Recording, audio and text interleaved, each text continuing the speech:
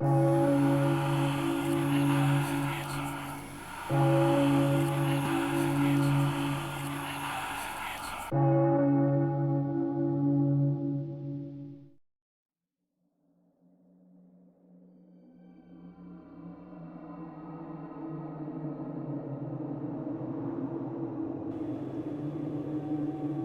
time, a preacher went to see if he could put a haunt to rest at a house in his settlement.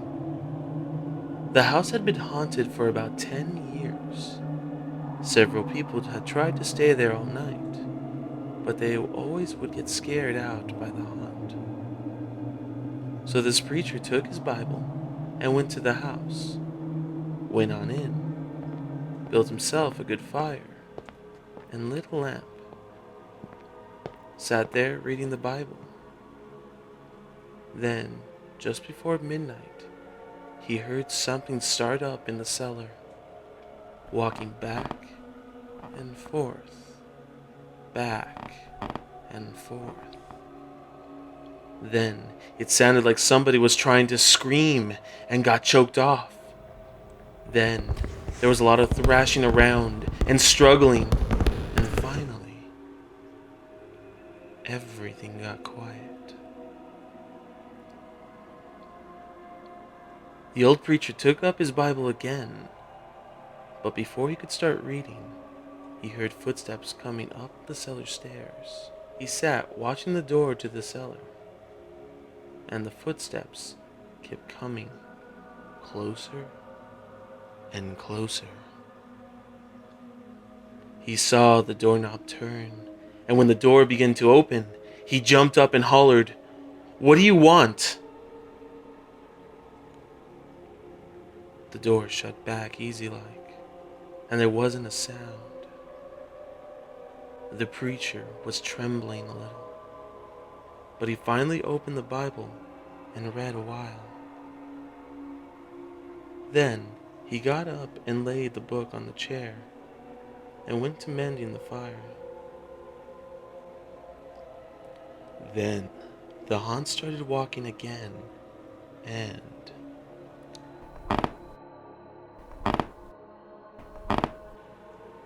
up the cellar stairs.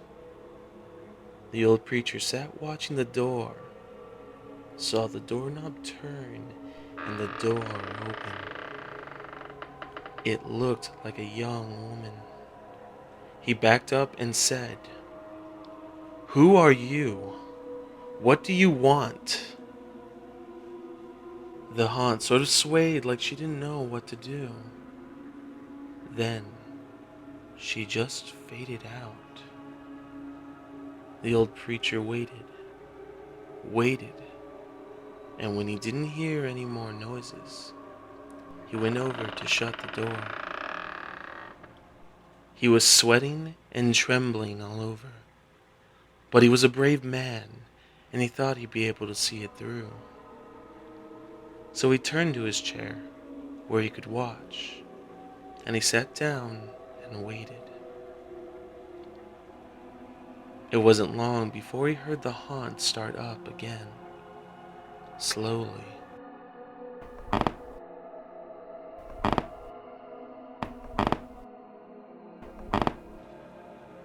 Closer and closer. And it was right at the door. The preacher stood up and held his Bible out before him. Then the knob slowly turned, and the door opened wide. This time, the preacher spoke quiet-like. He said, "In the name of the Father, the Son, and the Holy Ghost, who are you, and what do you want?" The haunt came right across the room, straight to him, and took hold of his coat. It was a young woman, about 20 years old.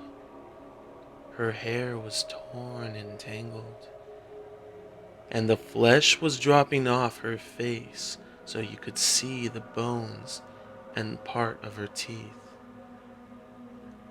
She had no eyeballs, but there was a sort of blue light way back into her eye sockets. She had no nose to her face. Then she started talking. It sounded like her voice was coming and going with the wind blowing it. She told how her lover had killed her for her money and buried her in the cellar. She said if the preacher would dig up her bones and bury her properly, she could rest. Then she told him to take the end joint of her little finger from her left hand and lay it in the collection plate at the next church meeting, and he'd find out who had murdered her. And she said, "If you come back here once more after that, you'll hear my voice at midnight, and I'll tell you where my money is hid, and you can give it to the church."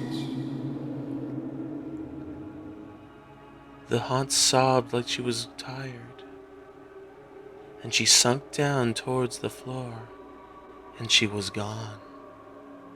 The preacher found her bones and buried them in the graveyard.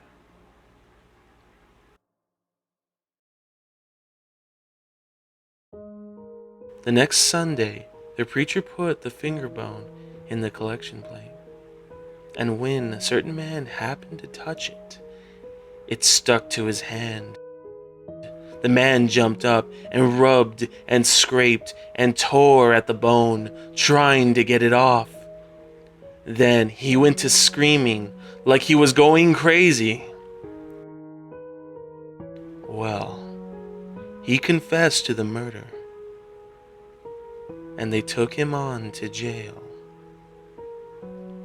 After the man was hung, the preacher went back to the house one midnight, and the haunt's voice told him to dig under the hearthrug. He did, and he found a big sack of money. And where that haunt had held on to his coat, the print of those bony fingers was burned right into the cloth. It never did come out.